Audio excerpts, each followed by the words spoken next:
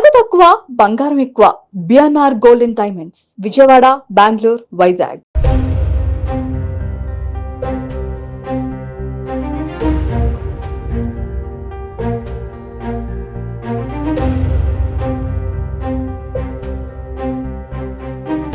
నమస్తే, నేను విజయ్. మీకు ఒక ప్రముఖ వ్యక్తి, తెలుగు వారందరూ కూడా గర్వించదగ్గ ఒక వ్యక్తికి సంబంధించినటువంటి ఇంటిని చూపించే ప్రయత్నం చేస్తాను.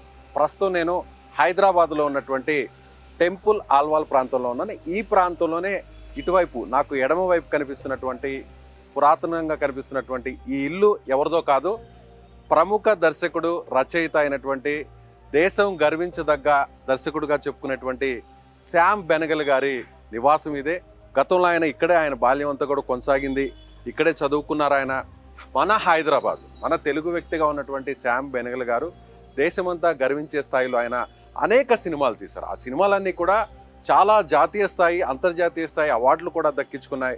శ్యామ్ బెనగల్ అంటే ఆయన ఒక లో బడ్జెట్లో ఎన్నో, అంటే ఒక రకంగా చెప్పాలంటే పేదవాడికి సంబంధించినటువంటి, అసమానతలకు సంబంధించినటువంటి అనేక సినిమాలను తీసి ఆయన ఎంతో గుర్తింపు తెచ్చుకున్నారు. ఎస్, ఈ ఇల్లే ఇప్పుడు ప్రస్తుతం మనకు చూస్తున్నటువంటి ఇల్లు శిథిలావస్థకు చేరుకున్నప్పటికీ వారి పూర్వీకులందరూ కూడా దాదాపు 200 సంవత్సరాల నుంచి ఇక్కడే జీవించేవారు. ఆయన బాల్యం అంతా ఇక్కడే కొనసాగింది. ఇక్కడే పుట్టి పెరిగినటువంటి శ్యామ్ బెనగల్ గారు ఆ తర్వాత ఆయన ఇక్కడి నుంచి నేరుగా ఉస్మానియా యూనివర్సిటీలో చదువుకున్నారు. ఆయన నిజాం కాలేజీలోనే ఆయన డిగ్రీని కూడా పూర్తి చేయడం జరిగింది. ఆ తర్వాత వారి కుటుంబం ఒక ఫోటో స్టూడియోని కూడా ఏర్పాటు చేశారు. బెనగల్ ఫోటో స్టూడియో అనేటువంటి ఒక పేరుతో కూడా స్టూడియోని ఏర్పాటు చేయడం జరిగింది. ఆ తర్వాత స్టూడియోలో ఉన్నటువంటి కెమెరాతో, వాళ్ళ ఫాదర్ తీసి ఇచ్చినటువంటి ఒక ఫోటో కెమెరాతో ఆయన ఒక డాక్యుమెంటరీని కూడా తీసి అక్కడి నుంచి ఆయన ఇక్కడి నుంచి తన ప్రస్థానాన్ని ప్రారంభించి ముంబైకి వెళ్ళడం జరిగింది. అనేక సినిమాలను తీయడం జరిగింది. ఇప్పటి వరకు కూడా ఆయన దాదాపుగా 8 జాతీయ అవార్డును కూడా దక్కించుకున్నారు. పద్మశ్రీ, పద్మభూషణ్ అవార్డును కూడా దక్కించుకున్నారు శ్యామ్ బెనగల్. ఇంటికి సంబంధించినటువంటి ఆనవాళ్ళంతా కూడా చూడొచ్చు, పైన శిథిలావస్థకు చేరుకున్నాయి. లోపల ఉన్నటువంటి ఆ ఫర్నిచర్ అంతా కూడా శిథిలమైనటువంటి పరిస్థితి. అంటే 1934లో జన్మించినటువంటి శ్యామ్ బెనగల్ గారు ఆ తర్వాత ఆయన 1960 దశకంలో ఇక్కడి నుంచి చదువు పూర్తయిన తర్వాత నేరుగా ముంబైకి వెళ్ళడం జరిగింది. అక్కడి నుంచి ఆయన సినిమా ప్రస్థానాన్ని ప్రారంభించడం జరిగింది. ఆ తర్వాత ఆయన పెద్ద దర్శకుడు, రచయితగా మారిన తర్వాత కూడా హైదరాబాద్కి పలు సార్లు కూడా రావడం జరిగింది. ఇక్కడ ఉన్నటువంటి వారందరితో కూడా కలవడం జరిగింది. సినిమాలోనే అత్యుత్తమైనటువంటి అవార్డుగా మనం చెప్పుకునేటువంటి అవార్డు దాదా సాహెబ్ ఫాల్కే అవార్డు. ఆ అవార్డును కూడా దక్కించుకున్నారు శ్యామ్ బెనగల్ గారు. అదేవిధంగా పద్మశ్రీ, పద్మభూషణ్తో పాటు 8 ఫిల్మ్ నేషనల్ అవార్డ్స్ను కూడా దక్కించుకున్నారు ఆయన. సో ఒకసారి లోపల చూస్తే ఇల్లంతా కూడా శిథిలావస్థకు చేరుకుంది. వారి కుటుంబంలో మొత్తం 10 మంది ఉండేవారట. ఆయనతో పాటు సహచరులు, ఆయన అన్నదమ్ములు, సిస్టర్స్ అంతా కూడా, వీరందరూ కూడా వివిధ ప్రాంతాల్లో సెటిల్ అయ్యారు. అదేవిధంగా వారికి సంబంధించినటువంటి అన్న కుమారుడు మాత్రం ఇక్కడే ఉంటారంటున్నారు హైదరాబాద్లో. సో ఈ ఇంటిని కూడా వేరే వారికి కూడా అమ్మివేయడం కూడా జరిగిందని చెప్పి కొంతమంది చెప్తున్నారు. అయితే ప్రస్తుతం ఇది ఇల్లు నిర్మానుష్యంగా ఉంది, ఎవరు కూడా ఇక్కడ ఉండట్లేదు. సో బెనగల్ గారు ఇక్కడి నుంచి నేరుగా ఆయన వెళ్ళిపోయిన తర్వాత, హైదరాబాద్ నుంచి ఆయన వెళ్ళిన తర్వాత ముంబైలో అక్కడే ఎన్నో సినిమాలు తీయడం జరిగింది. చాలా సినిమాలకి నేషనల్ అవార్డ్స్ రావడం జరిగింది. ఇంటర్నేషనల్ స్థాయిలో కూడా ఆయన గుర్తింపు తెచ్చుకోవడం జరిగింది. కేన్ ఫిల్మ్ ఫెస్టివల్ కూడా ఆయన తీసినటువంటి సినిమాలు కూడా వెళ్ళినటువంటి పరిస్థితి. మన హైదరాబాద్లో పుట్టి పెరిగి ఈ ఇంట్లో పుట్టి పెరిగినటువంటి శ్యామ్ బెనగల్ గారు సో అంత పెద్ద దర్శకులు అవడం అనేది నిజంగా మనందరం కూడా గర్వించదగ్గ విషయం. సో నేటి తరానికి సంబంధించి కూడా ఆయన తీసినటువంటి అనేక సినిమాలు, ఆయన రాసినటువంటి అనేక రచనలు కూడా ఎంతో గుర్తింపు పొందాయని మనం చెప్పవచ్చు. సో 1934లో డిసెంబర్ 14న హైదరాబాద్లో ఆయన జన్మించారు.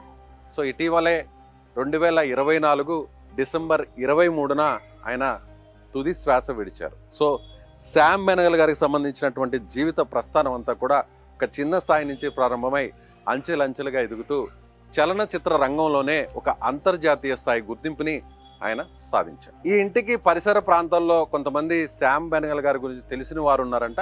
వారితో మాట్లాడేటువంటి ప్రయత్నం అయితే చేద్దాం రండి. శ్యామ్ బెనగల్ గారికి చాలా సన్నిహితంగా ఉంటూ, అంటే అప్పుడు ఆయన హైదరాబాద్లో నివాసం ఉండేటువంటి ఆ ఇంటికి ఆనుకుని ఉండేటువంటి కుటుంబం, ఆ కుటుంబానికి సంబంధించిన సుజిత్ కుమార్ మనతో ఉన్నారు. ఆయనతో మాట్లాడదాం. నమస్తే అండి. నమస్కారం అండి. శ్యామ్ బెనగల్ గారు మీరు ఎప్పుడు చూశారు? ఆయన ఎలా ఉండేవారు? ఆయన చాలా సన్నిహితులు ఉండేవారు. చాలా నెమ్మది మనిషి, కూల్గా అందరితో మంచి కలిసిమెలిసి పోయే మనిషి వ్యక్తి. అన్న almost 10 years back 15 years back వచ్చాడు. అప్పుడు వచ్చేప్పుడు ఫాదర్ ఉంటే కలిశాడు. సో ఒక హాఫ్ అన్ అవర్ కూర్చొని జస్ట్ జనరల్గా ఏంటంటే ఫ్యామిలీ ఇష్యూస్ అని వాళ్ళ చిన్నప్పుడు సన్నయ్యతో వాళ్ళు మాట్లాడేవాడు. టీ కాఫీ దాకా మళ్ళీ వెళ్ళిపోయాడు. తర్వాత రాలేదు. ఇప్పుడు ఈ ఇల్లు ఎప్పటి నుంచి వాళ్ళకి Almost- తర్వాత ఎప్పుడు అమ్మేయడం ఇది 86లో అమ్మారండి. ఇది ఆల్మోస్ట్ వాళ్ళు చిన్నప్పటి నుంచి ఇక్కడనే ఉన్నారండి. ఆల్మోస్ట్ బై బర్త్ నుంచి ఇక్కడనే ఉన్నారు వాళ్ళు. వాళ్ళ ఫాదర్, వాళ్ళ ఎల్డర్ బ్రదర్ వీళ్ళందరూ కూడా ఎందుకంటే చాలా క్లోజ్ ఫ్యామిలీ అనమాట. మాకు ఆల్మోస్ట్ 80-90 years రిలేషన్షిప్ ఉంది మాకు. మొత్తం వాళ్ళ ఫ్యామిలీ మెంబర్స్ ఎంతమంది? 4 brothers 5 sisters ఉన్నారు. 9-10 మంది ఉన్నారండి. 10 మంది ఉన్నారు మొత్తం. కుటుంబ సభ్యులు వాళ్ళందరూ ఇక్కడ ఉన్నారు హైదరాబాద్ లో? లేరు. ఇప్పుడు ఉన్న వాళ్ళందరూ కూడా అందరు చనిపోయారండి. ఇప్పుడు అందరు అంటే అందరూ పెద్ద అన్నయ్య కోల్కతాలో ఉండాలి, అతను చనిపోయాడు. రెండో అన్నయ్య వెనుకకు ఉండేవాడు. 4వ అన్నయ్య కెనడాలో ఆయన చనిపోయాడు. 4వ అతను ఈయన షాంపిన్ ఈయన కూడా చనిపోయాడు. ఇప్పుడు హైదరాబాద్ లో ఆ కుటుంబానికి సంబంధించిన సమస్యలలో వాళ్ళ అక్క కొడుకులు ఉన్నారు అన్నమాట. వాళ్ళ అక్క కొడుకు అంటే బెనగాల్ గారి అక్క కొడుకులు ఉన్నారు. షాంపిన్ లో అక్క కొడుకులు ఉన్నారు. ఇక్కడే ఉంటారు హైదరాబాద్? వాళ్ళు కాచిగూడలో ఇక్కడ ఉంటారండి. హైదరాబాద్ లో ఇక్కడ ఉంటారు వాళ్ళు కాచిగూడలో. సో ఇది 200 సంవత్సరాల కిందట almost 100 years plus old house అండి ఇది కూడా. ఓకే. ఆయన విద్యాభ్యాసం అంతా ఎలా జరిగింది? ఆయన విద్య అంతా ఇక్కడే స్కూలింగ్, కాలేజ్ అంతా మహబూబ్ కాలేజ్ ప్లస్ గ్రాడ్యుయేషన్ వచ్చేసి నిజామ్స్ కాలేజ్ నుంచి అయ్యాడండి. ఇక్కడ హైదరాబాద్ అండి మొత్తం.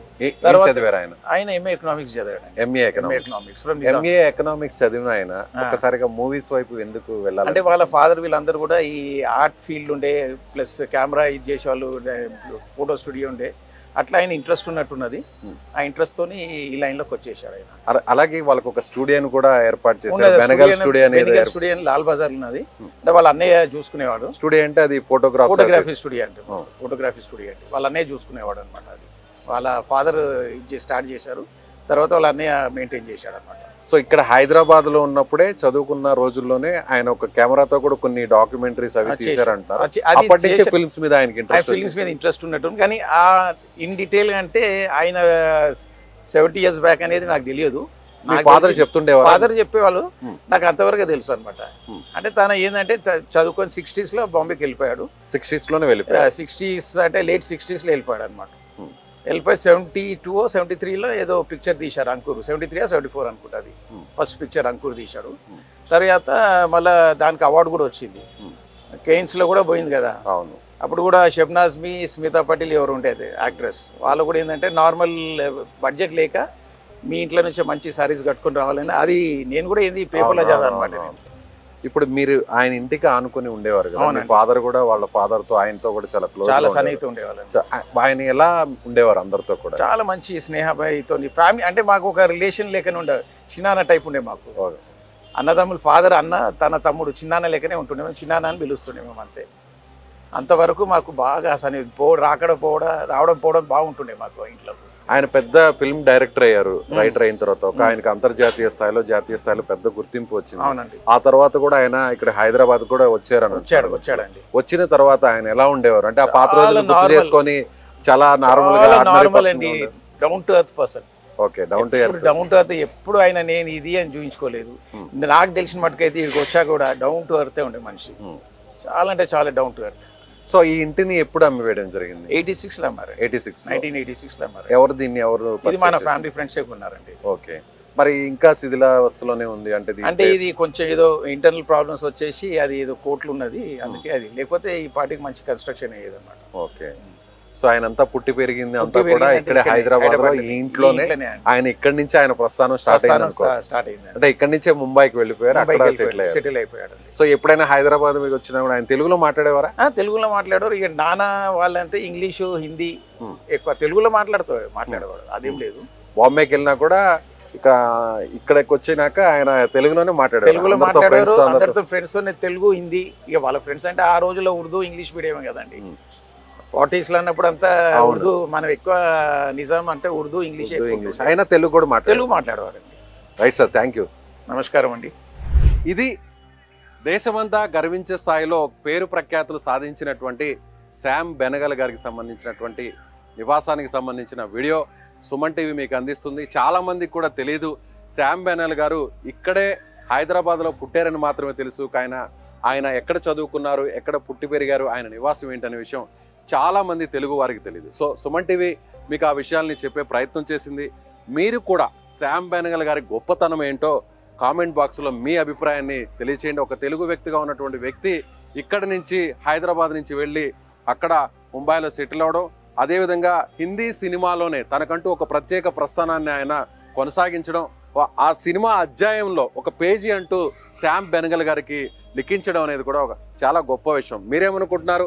శ్యామ్ బెనగల్ గారి చిత్రాలకు సంబంధించి ఏ సినిమాలు ఉన్నాయి, ఆ సినిమాలో ఏ సన్నివేశాలు మీకు నచ్చాయి, ఆయన గురించి మీకు తెలిసిన విషయాల్ని కామెంట్ బాక్స్లో మీ అభిప్రాయాన్ని కామెంట్ ద్వారా తెలియజేయండి.